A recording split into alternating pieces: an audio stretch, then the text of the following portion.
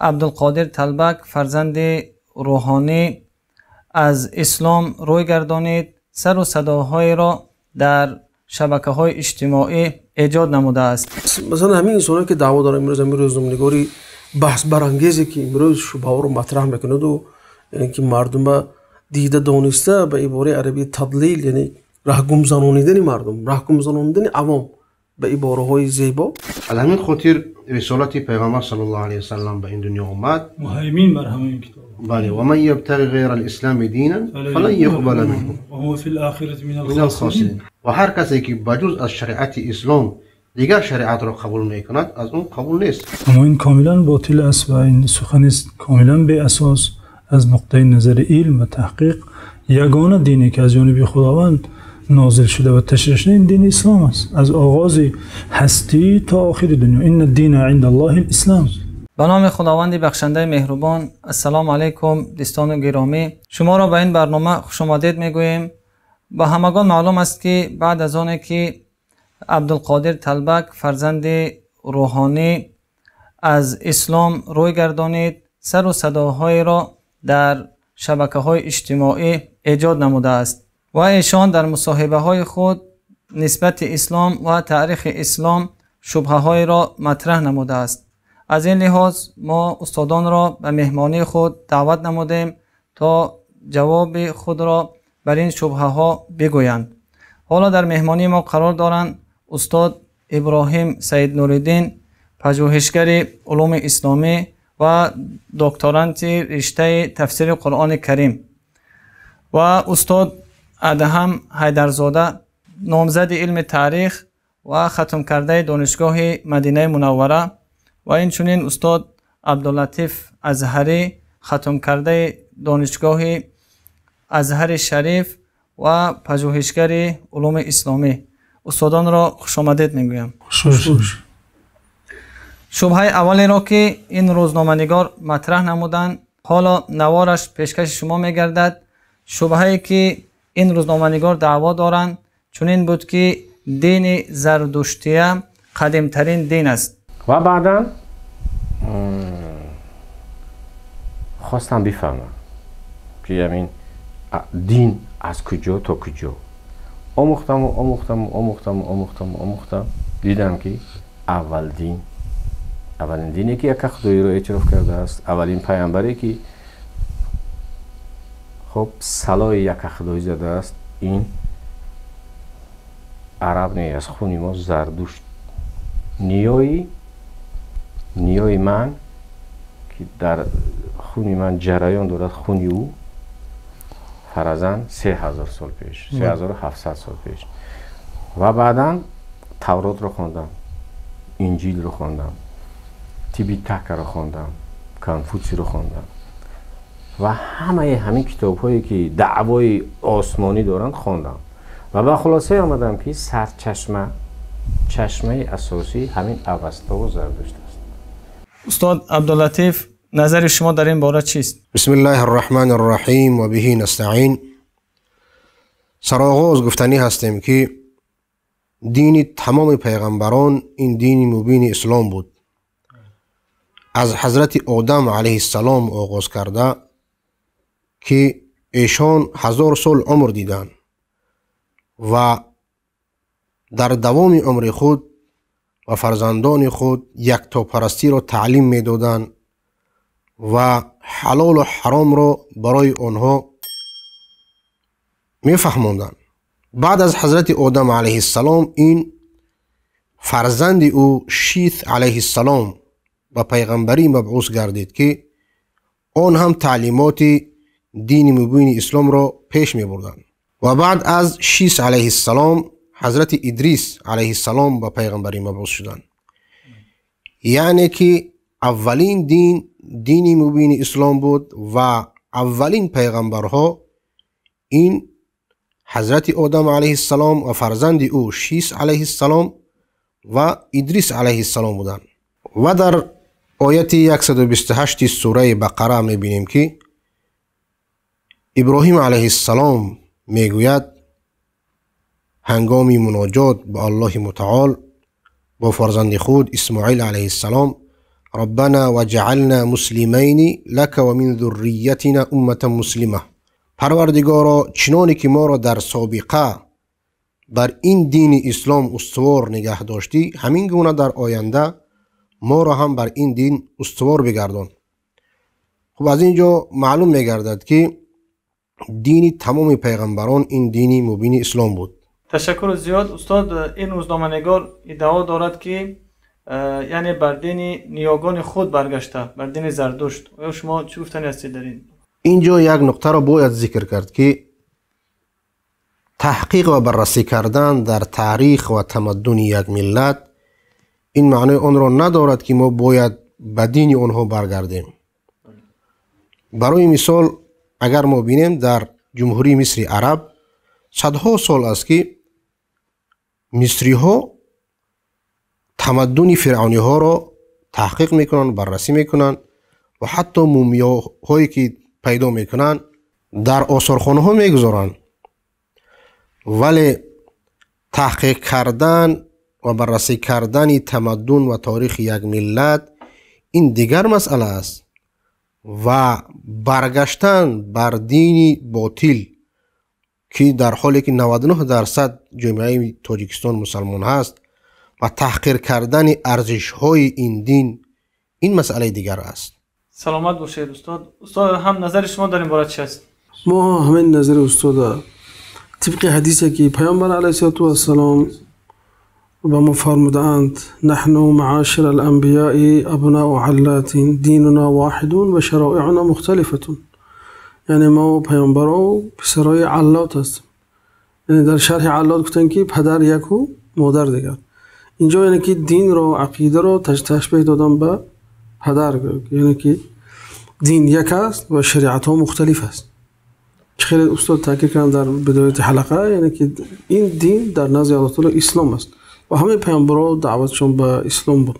سلامت باشید استاد. استاد ابراهیم نظر شما؟ بله دوستان عزیز بینندگان گرامی، این را گفتنی هم که در ذهن این دعواگر که ادعا دارد دینی زردشتی دینی قدیم ترین و صحیح ترین است، اصلا دو شبهه وجود دارد که به هر کسی که اندک دانش دینی داشته باشد، از اسلام و غیر اسلام آگاهی داشته باشد، باطل بودن این دو شبهه را، این اندیشه را به طور روشن میتواند درک کند. شبهه اولی که در ذهن این نفر وجود دارد این است که دین ها گوناگونند، یعنی دین هایی که از جانب خداوند به اهل زمین نازل شده، تشریع شده، اعتقاد دارد که گوناگون است و اینجا دین اسلام است در ذهن او و دین یهودیت است، نصرانیت است و زردشتیه و غیره، شاید دین های دیگر معتقد باشد. اما این کاملا باطل است و این سخن است کاملا بی اساس از نقطه نظر علم و تحقیق.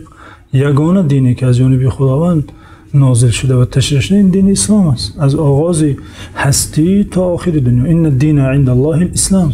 شبهه دیگری که در ذهن او هست این است که هر دینی که قدیمتر است شایسته تر است که از آن پیروی کرده شود، که این نظریه نسخ را در شریعت که مسئله معروف است زیر سوال میبرد. یعنی خداوند هر شریعتی دیگری که میفرستاد شریعت قبلی را شریعت بعدی نسخ میکند. بله دین یگانه است، اصول دین همان است، یعنی اسلام نام دارد، اما قانونهای تفصیلی و جزئی هر شریعت از امت به امت دیگر، از زمان به زمان دیگر وابسته به منافع همون ملت ها فرق میکرد. بنابراین هر شریعت بعدی نسخ کننده شریعت قبلی است، نه به این معنا که هر شریعت قدیم تر از شایسته پیروی کردن باشد. شبهه دیگری که این روزنامه‌نگار ادعا دارند این است که مردم عرب اجباراً اسلام را بالای مردم فارس آوردند و آنها را مجبور ساختند که به اسلام روی بیاورند. حالا این نوار را پیشکش شما میکنیم. گذشته از این حضرت محمد تا فوتش هیچگاه فرمان نداد که به فارس تهاجم کنند، غاصبانه هجوم کنند و مردم فارس را به اسارت بگیرند و آنها را مسلمانشان کنند. در قرآن هم نآمده است. استاد نظر شما در این باره چیست استاد ادهم؟ خب الله تعالی در قرآن میگه که لا اکراه فی الدین، در دین مجبوری نیست. در سبب نزول آیات میگن که یه مرد انصاری بود، 2 پسر داشت، هر 2 پسرش هم نصرانی بودن. پیش پیامبر علیه السلام اومد و گفت که برای اینها رو به اسلام درآوردن مجبور کنم، که آیات نازل شد گفت لا اکراه فی الدین، در دین مجبوری نیست. یعنی که همه آیات ببینیم در حقیقت با اختیار انسان، به فکر انسان، به وجدان انسان، به اعتقاد انسان ارج میگذارد. یعنی خدا به خدایی بودنش انسان اعتقادش اختیارش ارج گذاشته، احترام گذاشته. گفته چیزی است که تو اختیار داری، خواهی داری، خواهی نداری. لیکن اینجا با یک میتونم بگم که یک تهدیده باشد، شاید میگن که لیکن عواقب اختیار خودت تحمل خواهی کرد. عواقب اختیارات در آخرت حتما تحمل میکنی. یعنی اگر ببینیم اگر از انسان آزادی اعتقادش گرفتن، گویا که انسان از انسانیت بیرون کردن است. چون که اعتقاد یک چیز مهمی است برای هر شخص و در این مجبوری هم نمیشه. وقتی که انسان مجبور کردی اصلا قبول نیست در اسلام میگه قبول نیست. مدام که انسان این چیز به یقین نگوید، به قناعت نگوید، و اسلام چه فایده داره برای دیگر انسان ها؟ مثلا برامون از جیل اول، نسل اولی صحابه، چه در زمان پیامبر چه بعد پیامبر، خلفایی که اومدن، هیچ کس مجبور به دین نمیکردن.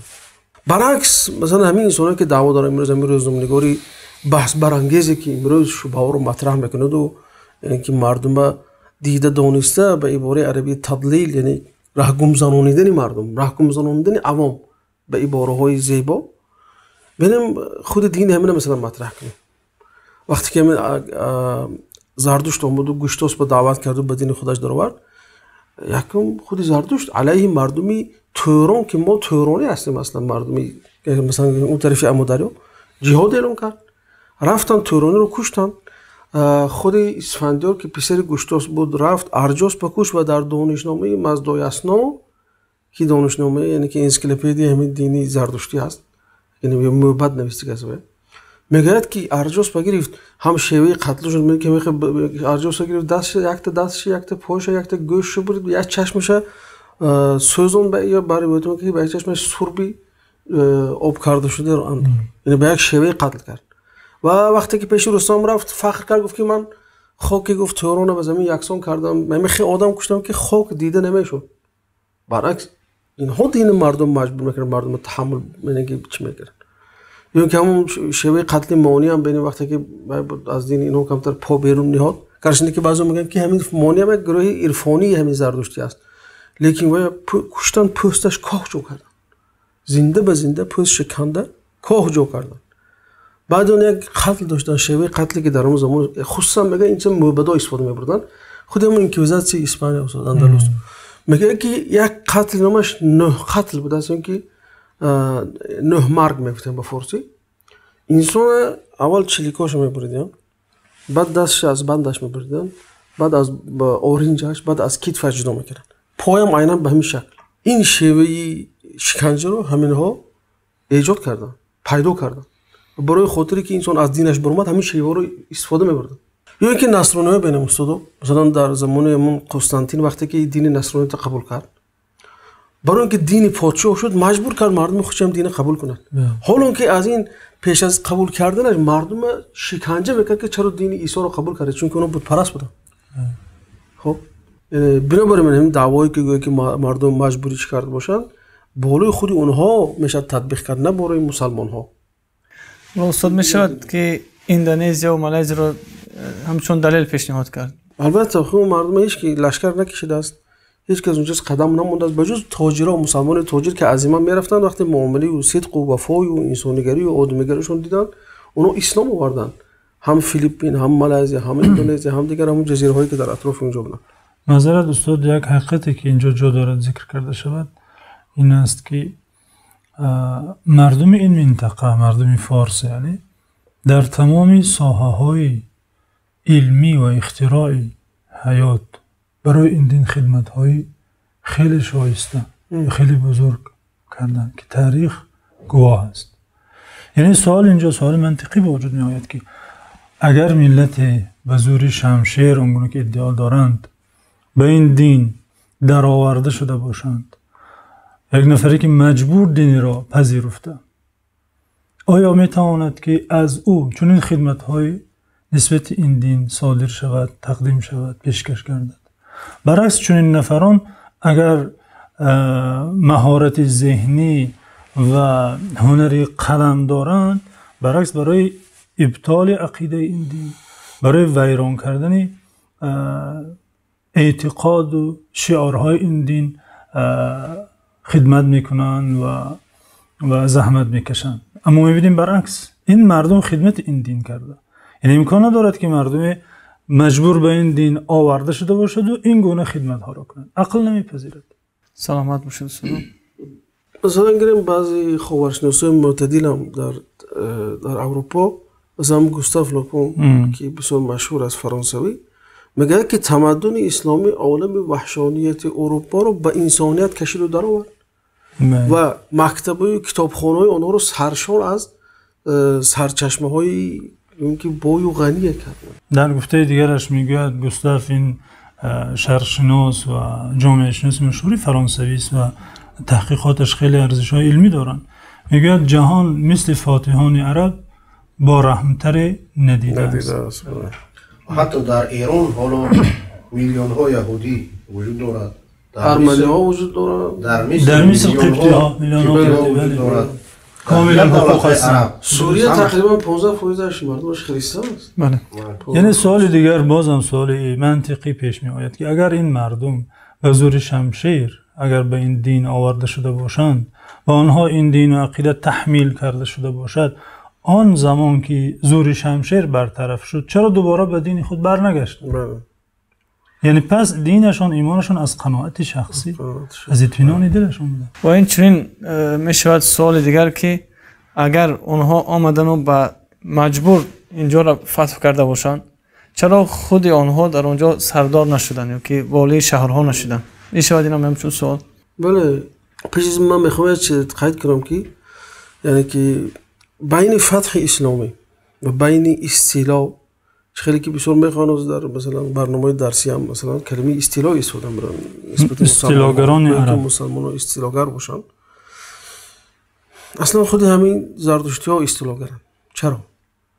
سال 14 شاپور یا خسرو با بیت المقدس هجوم میکند، بیت المقدس ضبط میکند، قتل و کشتار و غارت و چپاولگری و کلیساهای هم بزرگترینشون میسوزند. همون صلیبی که عیسی با هم صلب شده باشد، چهارمخ شده باشد و صلیب میگرد ایران میاره. خب انا که همین قیاس کنه به دخول عمر بن الخطاب. وقتی عمر بن الخطاب در اومد بیت المقدس رضی الله عنه، وقتی که اپیسکوپ اومد دعوت کرد که بیا در کنیسه قیامت نماز بخوان، گفتن که من نمیخونم. گفتن اگه من اینجا نماز خونم بعد از سری من مسلمانو دعوا خواهند کرد که اینجا خلیفه ما نماز خونده بود و مسجد این گفت کنیسه رو شما مصادره خواهند کرد. یعنی این نشون میده که مسلمان تا چه درجه بعد دیگر یعنی که گناهگار اندیش ارج میگذاشتن که مثلا عمر بن الخطاب خلیفه بودن لیکن با اونو کار با کلیسا اونو کار داشت. خب یک نکته دیگر از دوستان سوال تو کردن در بیرنوریم میگن که سبب مثلا مسلمان ها چرا اونجا به فتح ایران شروع کردن، یکشان عاملای ذکر میکنه. یکی از عاملها این وقتی که پیامبر عبدالله بن حذافه به نامه فرستادن پیش خسرو پرویز فرستادن. خسرو پرویز نامه پیامبر گرفت و پاره کرد، خیلی که در روایت اومده است. علاوه بر اون که پاره کرد پیامبر دشنام داد. این دوم جنایتش بود. یعنی هر دو این در عرف دیپلماتی چی حاضره چی پیشینه، یعنی اعلان جنگ بود نسبت دولت پیامبر علیه السلام. در حالی که پیامبر همچون یک شخصی که عرف دیپلماتی رو حرمت میکند نامه نوشتند و نامشون مهر گذاشتند چون یک شخصیت و همچون یک دولت، لیکن این نسبت پیامبر به احترامی کرد، نامه رو پاره کرد، دشنام داد و یک کار دیگر جنایت دیگر کرد. گفت که در گماشته خودش در یمن بازان نام گماشتهش بود که والی یمن حساب میشد، نامه نوشت که گفت که یه آدمی برام دست دعوای پیامبر دارد و گفت دستگیر کنه برای من فرستان بر مدائن. گویا که یعنی که همون مدینه یک پروتکتوراتی باشد، ایران یا اینکه دولت فارس باشد. وقتی اون دو نفر هم اومدن پیش پیامبر علیه السلام تا اینکه پیامبر دستگیر کنن، پیامبر گفتن که شما امروز روید دم گیرید، فردا بیاید من جواب نامه شما رو خواهم داد. اون دو کس دم گرفتند، فرداش اومدن که پیامبر علیه السلام گفتن که امشب خدای من به من خبر داد که خدای شما رو، یعنی که اونا اون زمان خدا میگفتن پادشاهاشون، گفتن که خدای شما رو پسرش شیرویه به قتل رسونده است. این دو خیلی تعجب کردن، گفتن تو میدونی چی گفته عیسی؟ فکر کردن این شاهنشاه اصلا مردنی نداره. خلاصه وقتی پیامبر این خبر دادن، عجایبش این بود که راوی‌های حدیث بین در اسلام چه خیلی دقت است. حال اینا اوستوشون نمیدونن کی اومده است، کی نوشته است، چند ماه بعد نوشته است. این 21 نسل میگن 21 نسل گم شده است، 5 تاش مونده است، این شده است، وایش است، هر عصر میومدن علاوه میکردن. ببین تو روایت‌های عادی راوی قرآن اون طرف است. صحابه میگه که همون روز میگه دهمی جمادی الاولی سال 7 هجری روز سه شنبه بود میگن. تو پیامبر در روایت ساعتش گفتن که بعد از گذشتن 7 ساعت از شب کشته شد گفتن. تو اینکه همین دو نفر رفت بازان خبر کنن، این دو نفر رفتن بازان خبر کردن. بازان وقتی که رفت بعد اون همون که تاریخ اونو قید کرده موندن، خبر اومد که در حقیقت در فلان روز شیرویه ضد پدرش بر اومد و اینکه پدرش کشت در فلان ساعت شب. خب اینجا من یه جالب یک چیز دیگه اشاره کنم که شیرویه همین شخصی است که میخواست که با همین مادر خودش یعنی خسرو که شیرین بود ازدواج کند، شیرین از برای اون که به همین سری شوهرش زن نشود خودشو کشته بود. این عرف میدونم که این زمانو جاری بود. خب اگر این یکم مشکلی بود اینجا، یعنی که همین سه چیزی که شاه ایران نسبت پیامبر و نسبت دین اسلام ناحرمتی کرد، یعنی که گفتن که عرف دیپلماتیک اعلان جنگ بود. بنابراین مسلمان ها این چیز به تأخیر انداختن به سبب اون که حالا اینقدر دولت پیامبر مستحکم نشده بود در مدینه و این کار به تأخیر انداختن تا اینکه وقتی دولت مستحکم شد با فارسا یعنی که حساب کتاب خودشون ببینن و زمان خلافت ابوبکر فرا رسید و وقتی که مسلمان ها در یمامه مرتدا رو برطرف کردن، ابوبکر به خالد بن ولید نامه نوشت که از اینجا با فارس میره، چون که قبیله هایی که در اطراف فارس قرار داشتن عرب ها اونها رو دولت ایران برای خاطر ناتنج کردن مدینه استفاده می‌برد. مسلمان ها عموما استفاده علیه مسلمان ها. این چون رومی ها قبیله های نصرانی که در اطراف در اون که سرحدات دولتی پیامبر بود اونها رو استفاده می‌بردن. بنابراین صحابه ها مجبور بودن برای خود دفاع کردن، چون که از ایران برای اونها خطر بود، چون که بارها خودش حرکت کردن چه خیلی گفتم خسرو بعدیان قبیله های داخلی عرب ها رو استفاده بردن از این چیز، خواستن که استفاده برن تا اینکه این دولت نابود کنن. و یک چیز دیگرش هم میگن که غیر از این مثلا که نیم تقسیم کنیم، نیم یعنی به معنی چی؟ اگر اسلام برای خود دفاع کنی این مثلا جهاد با میان انداخته باشد. دوم سببش میگه که دین اسلام دین حرکی است، دین اعتقادی است، یک به اصطلاح دولت ایدئولوژی است. بنابراین مسلمانان نمیتونن که سکوت کنن، چون که دین الله تعالی گفت که پیامبر گفت که و ما ارسلناک الا رحمت للعالمین، قرآن گفت که یکون للعالمین نذیرا، برای عالمیان نذیر باشد. یعنی که این دین نبود که در یه جا محصور باشد، این باید حتما برای عالمی ها نشر بشود و باید که راه نشر این دین گشاده شود. و یکی از فتوحات حکمتش میگن که این پیامبر وقت نامه نوشتن به پاریس گفتن که اگر تو دین قبول نکردی گناه مجوس برگردن تو هست، یا اینکه راه برای ما کشو، ما راه مجوسا رو دعوت کنیم، اونو اختیار از اونها هست، خواهم در دین خود باقی مانن، خواهم دین ما رو قبول کنن. لیکن وای پادشاه که مانع میشد، این یعنی یک انسان طاغی مثلا خسرو ایران که طاغی بود همچون مانع بود، یعنی این مانع رو برطرف کردن تا اینکه صدای اسلام رو، صدای حق رو برای ملت های مستضعف و بیچاره رسونن. یعنی یکی از غرضهای فتوحات همین بود، تو اینکه اسلام، دعوت اسلام به دیگر قومیت‌های مستضعف و بیچاره که اونها بالاشون ظهوری میکردن، مثلا همین اصلا که تریتوری که در مصر مثلا یا که شام زیر مستملکه و مستعمره ویزانته بود که از طرف روم اومده اینجا مردم زیر ظلم خود قرار داره، بایگر اینها دزدی میکردن.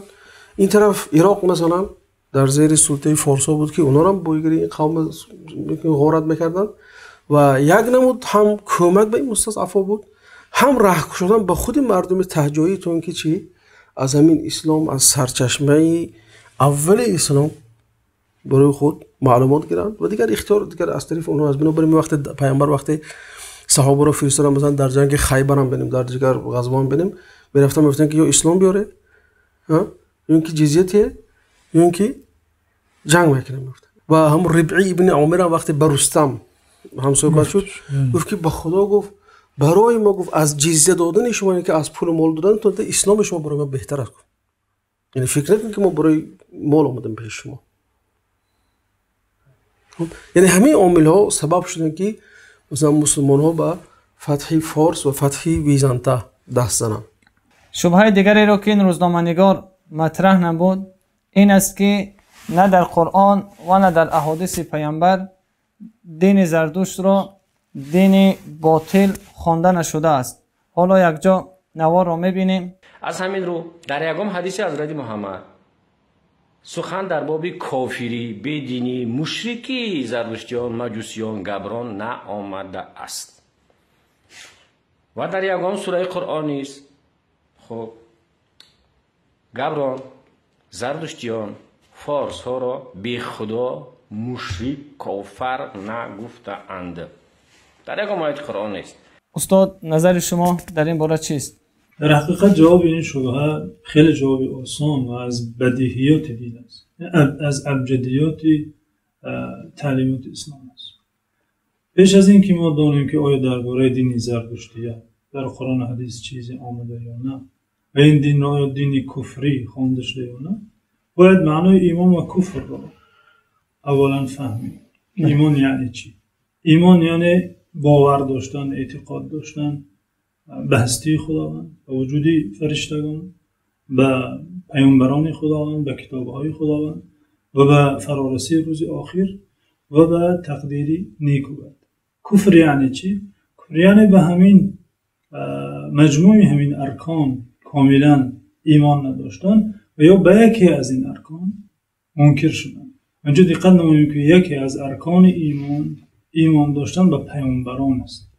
به یک پیامبر منکر شدن انسان را از دایره ایمان بیرون می سازد و انسان به صفت کفر یعنی موصوف می گردد و عبارت دیگر کافر می شود.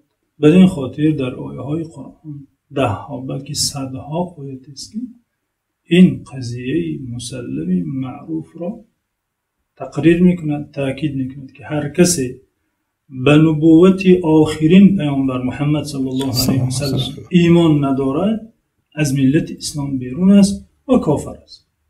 هر مسلمانی باید این اعتقاد را در دل داشته باشد. این گفته ای نیست که سخن کدام یک فقیه، یک مجتهد، یک امام باشد.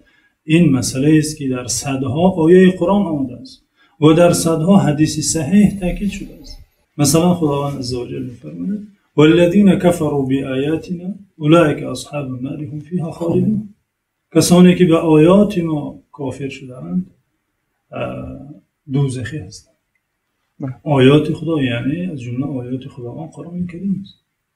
اینچنین خداوند عزوجل فرموده بئس ما اشتروا به انفسهم ان یکفروا بما انزل الله بغیا ان ينزل الله من فضله على من یشاء من عباده فباءوا بغضب على غضب وللكافرین عذاب مهین. یعنی چه بس زشت کاری کردند، سهم خود را از ایمان و اسلام به کفر فروختند و به خاطر اینکه خداوند از ملت دیگر پیامبر مبعوث کرد حسد ورزیدند. خداوند از فضلش، از رحمتش پیامبر از ملت، از قوم، از سرزمین انتخاب کرد که حکمتش را او خود میداند. والله یعلم حیث یجعل رسالته. خدا خوب میداند که رسالتش را در کجا نازل نماید. آنان حسد ورزیدند و کافر شدند. بدین سبب، بسبب این جرمشان، یعنی به جرم منکر شدن نبوت محمد صلی الله علیه وسلم، به غضب اندر غضب گرفتار شدند. فباءوا بغضب علی غضب وللکافرین عذاب مهین. این گونه آیه ها در قرآن صدهاست. دوست عزیز، اینچنین خداوند عزوجل در سوره حج می‌فرماید ان الذين آمنوا والذين هادوا والصابئين والنصارى والمجوس والذين اشركوا ان الله يفصل بينهم يوم القيامه. در این آیه کریمه 6 طایفه ذکر شده: مسلمانان، ان الذين آمنوا، یهودیان، والذين هادوا و صابئین که یک پیروان دین معین هستند، مجوسیان، زرتشتیان نیستند، برخلاف ادعای این روزنامه‌نگار که میگوید اکثر مفسران به این نظرند که منظور از صابئین مجوس است. نه، اصلا سخن اساسی ندارد، بلکه مفسران ادعای از آنان گفتن این پیروان دینی بودن که حضرت نوح را پیروی میکردن و از دیگر گفتن بین دین یهودیت و نصرانیت است. تفصیلات دارد که در جای خود بر آن شبهه جواب خواهیم گفت.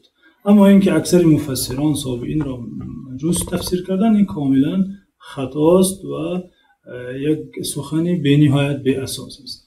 اینجا 6 طایفه ذکر شده از جمله مجوس در پهلوی سابعین و یهود و نصارا و مشرکان و آنگونه که در زبان عربی در قواعد نحو عربی معروف است عطف برای مغایره است، یعنی این هر یک طایفه از دیگر فرق میکند. سابعین دیگر است، مجوس دیگر است. حتی ابن عاشور علامه مفسر می آورد که وقتی مجوس صاحب ملک و کشور و سلاح و کلاه شدن به سابعین هجوم کردن و اونا رو مجبور به مجوسیت داخل کردن، مجوسی شدن.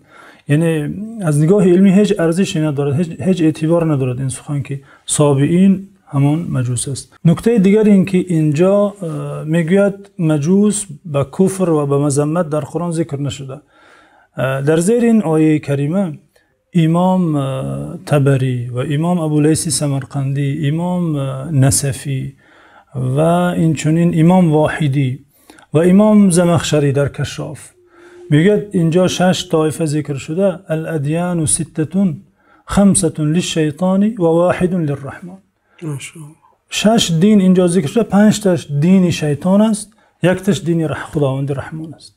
این چنین آیه کریمه خداوند عزوجل میگوید وقال الله لا تتخذوا الهین اثنین، شما دو خدا قرار ندهید، دو خدا نگیرید برای خود. دین زرتشتی دینی ثانوی است، یعنی خدای نیکی و خدای بدی، خدای روشنی و خدای تاریکی. امام ابن عاشور امام مفسر در زیر این آیه میگه که این آیه رد و انکار بر مجوس است که دو اله برای خود قرار دادند. آیه سوره حج که اشاره کرده استاد یک نیمچه زیایی، برای چی نیمچه زیایی؟ برای اینکه اونا به صورت اسلام ستیزان مولا رو مسخره کرده، نیمچه مولا میگن، هم مولا میگن نیمچه زیایی.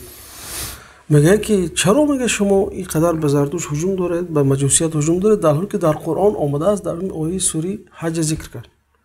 نامش در قرآن آمده. بله آمده است. گویا که هر نامی در قرآن بیاید محترم است. هم فرعون و نمرود فرعون و ابولهب. بعد عجایبش است که این آیه اصلا مذمت است. بله بله. میخونید مذمت است نسبت همین 5 طایفه که عمرگی است. ان الله یفصل بینهم. الله تعالی تهدید دارد. جدا میکند بین این طایفه ها. تهدید دارد. یک گونه پاداش نمیده اینها رو. برای خندت میگیره، یعنی انسان خندش میگیرد وقتی که همه خیلی برداشته از قرآن میکنن. یا خیلی اشاره شدن انسانی که در تخصص خودش گپ نزد دیگر با اصطلاح توجیهی چی میگم پسته به مغز اگر در واکنت رسوا شود. این روزنامه‌نگار ادعا میکرد که مذمت مجوس نه در قرآن آمده نه در حدیث. خب قرآن دیدیم، بیاید به حدیث نظر کنیم. صدها حدیث است در این مورد، اما به یک حدیث اکتفا میکنیم تا وقت بیننده را نگیریم. امام مسلم بن حجاج نیشاپوری از سرزمین خود ما در صحیح خود که بعد صحیح بخاری صحیح ترین کتاب اسلام شناخته شده، با سند متصل با راویان معتبر این احادیث به ما رسیده، بابی دارن به نام باب وجوب الایمان برسالة نبینا محمد صلی الله علیه وسلم الى جمیع الناس و نسخ جمیع الملل بملته. باب در بیان واجب بودن ایمان داشتن به رسالت محمد صلی الله علیه وسلم به تمام مردم و اینکه به ملت ایشان همه ملت ها منسوخ شدن، همه شریعت های قبلی به آمدن شریعت ایشان منسوخ شدن. ملت یعنی به معنی دین ها؟ به معنی دین شریعت. بله البته ملیت به معنی که معروف است در ذهن ما، به این معنی نه. به این معنی شریعت و قرآن اعتراف میکند گوناگونی ملت ها را و از بزرگی خداوند میشمارد. ملت اینجا اون شریعت و دستور و قانون. در این باب امام مسلم این حدیث را میارند که از روایات ابو هریره رضی الله عنه است: والذي نفس محمد بيده لا يسمع بي احد من هذه الامه لا يهودي ولا نصراني ثم يموت ولم يؤمن بالذي ارسلت به الا كان من اصحاب النار. قسم به ذاتی که جان محمد در دست اوست، قسم به ذات خداوند که هر کسی از این امت، منظور از کسانی که در دعوت من به دنیا می آیند، مرا می شنود، نام مرا می شنود، فرق ندارد یهودی است یا نصرانی، سپس در حال میمیرد که به من ایمان نآورده مگر که از اصحاب جهنم است. یعنی مادام نام مرا میشنود، دعوت من به گوش او میرسد، صرفی نظر که در کدام دین است، به من ایمان نمی آورد جهنمی و دوزخی است، یعنی کافر است. شارحان حدیث گفتن از جمله امام نووی مثلا چرا مخصوص لا یهودیون ولا نصرانیون ذکر شد؟ چون که این دو ملت هستند، امتانی بودن که صاحبی کتاب بودن، صاحبی شریعت بودن، دعوای دینی آسمانی داشتن گرچنده که تحریف شده بود. امامان شارحان حدیث میگن مادام این حالت و این مجازات برای صاحبان کتاب باشد، دیگرانشان به طریق اولا، یعنی هر کسی که رسالت پیامبر صلی الله علیه و سلم به گوش او میرسد وظیفه دار است، فرض است که به او ایمان داشته باشد، ایمان بیاورد، وگرنه از اصحاب دوزخ است. این عقیده قرآن است، کسی میخواهد پذیرد، کسی نمیخواهد رد کند، اما این عقیده است که خداوند به بندگانش در قرآن به آیات صریح و روشن و تکراری نازلش کرده. یعنی چی رسد به انسانی که نه پیغمبریش معلوم است، نه کی تولدش معقول است، نه در کجا زوی داشتنش معلوم است، در کدام زمان کتابش هم نشون همه خیلی است که کجا اومد، به کدام زمان اومد. بعضی میگن به زمان شرقی ایرانی، به غربی ایرانی. یعنی خیلی گیریم شخصی که به دین یهودیت میگرود یا به دین نصرانیت یک قدر مستاقیت، یک قدر گوییم که جانش رو در کمتر جانش رو در خطر گذاشته نسبت به کسی که مجوسی می شود. چرا؟ چون که آسمانی بودن این دیانت زیر شبهه است، زیر گمان است، محل بحث است. کتابی که اصلا سالی نوشتهش معین نیست و سندش معلوم نیست و چقدرش حذف شده است، بین رفته، چقدرش مونده و کی در آن علاوه ها کرده. یعنی گرچه که همه این دین ها باطلن، تحریف شدن، البته این یک فرضیه، منظورم هیچ عقل سالمی برای خودش که سرنوشتی آینده آخرتش، حیات ابدیش به این مسئله وابسته است، حیات خود را، جان خود را زیر خطر نمیگذارد به یک دین گرود که زیر شبهه و اختلاف علما است. مادامی که پیامبر صلی الله علیه و سلم از نزد خدا واضح و روشن دستوری که از الف تا یای آن سالم است به ما رساندن. این حدیث به یادم آمد که امام احمد حنبل روایت میکنن حضرت عمر بن الخطاب وقتی که نزد پیامبر صلی الله علیه و سلم آمدن، در دستشون صحیفه از صحیفه های اهل کتاب بود. وقتی پیامبر صلی الله علیه و سلم دیدن خیلی غضب کردن، گفتن امتهوکون فیها یا ابن الخطاب، آیا شما در حیرت هستید ای پسر خطاب؟ من این رسالت را جئتکم بیضاء نقیه، سفید و روشن و واضح برای شما آوردم، پشت این صفحه ها میگردید که نمیدونید که اینها را تحریف کرده، تبدیل داده. والله این جمله حدیث خیلی جمله جالب است. والذی نفس محمد بیده لو کان اخی موسی حیا ما وسعه الا اتباعی. والله اگر موسی برادرم زنده می بود علاج نداشت، امکان نداشت بجز اینکه پیروی من میشد. یعنی وظیفه دار بود که پیروی من شود. خود صاحب این رسالت کجا رسد و پیروانش صاحب کسانی که این صفات در دست آنها هست. این حضرت عمر رو خیلی نکوهش سخت کردن پیامبر صلی الله علیه و سلم. اما امروز یک نفر برآمده ادعا میکند که شما به دین خود، دین اجداد خود برگردید، در صورتی که نمیدونه اون کتاب از کجاست و کی اون را تالیف کرده و از کی است. اصلا سبب اومدن پیغمبر صلی الله علیه و سلم همین بود که این دین ها همه تحریف شد. نصرانیت، یهودیت و هر دیانتی که قبل از اون وجود داشت همه اونها تحریف شدن. از همین خاطر رسالت پیغمبر صلی الله علیه و سلم به این دنیا اومد، مهیمن بر همه کتاب. بله، و من یبتغی غیر الاسلام دینا فلن یقبل منه و هو فی الاخره من الخاسرین. و هر کسی که بجز از شریعت اسلام دیگر شریعت را قبول میکند از اون قبول نیست و او در آخرت از گمراهان است، از زیان دیدگان است. میشه که تشبیه به چی کنیم؟ مثلا بعضی دولت‌ها رئیس جمهور دارن، بعد انسان میگن که نه ما رئیس جمهوری قبلی رو اعتراف دارم، حاضر رو اعتراف ندارم، قبول ندارم. یعنی شاید شباهتی به این چیز دارد. مثلا انسان رئیس جمهوری حالی چی میگه وقتی اینکه پشنوات که این انسان اعتراف نداره، بلکه از این پیشنش قانونی گذشته قبول دارد. بله. یا راهبر وزیر در وزارت تعیین میکنند، اما کارمندان این وزارت میگن ما رئیس قبلی را اطاعت میکنیم. به این برای در ذهن ها نزدیک شدن این قضیه. خداوند بعد هر عصرهای فرستاده میفرستد تا عهد و پیمان و رسالتش را تجدید کند و آخرینش را به دست محمد صلی الله علیه و سلم فرستاد و رسالت را به این ختم کرد. او رسول را ختم، ما اقوام را. تشکر استادان گرامی. انشاءالله شبهه های دیگر را در برنامه های بعدی پیشکش شما خواهیم کرد. یک و یک شما را به الله منان می سپارم. و السلام علیکم و رحمت الله.